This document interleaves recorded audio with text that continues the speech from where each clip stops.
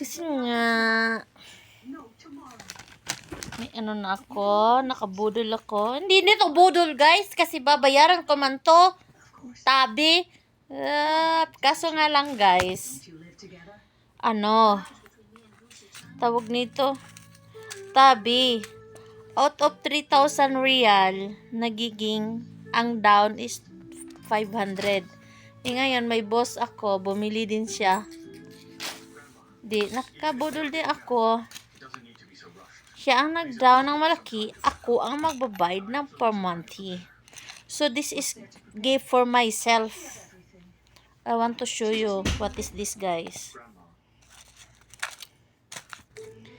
I want to show you what is this. This is the kind of tirang.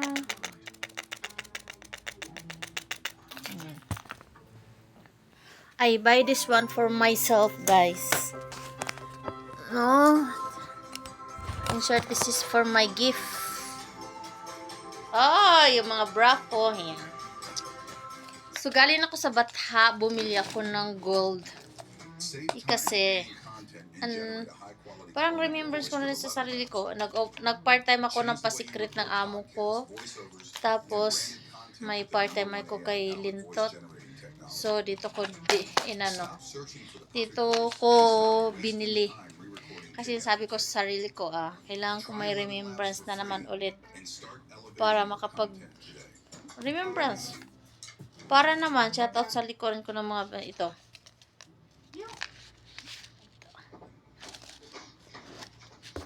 Tine.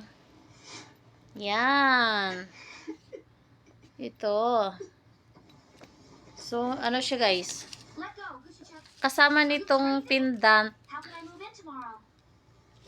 So, ang per grams niya is 480.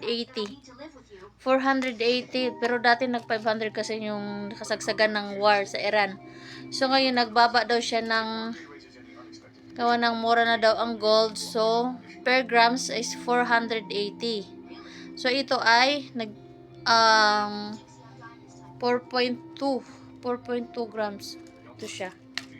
4.2 grams. Ito ang ano niya. Natin to. Try natin. Kapal siya.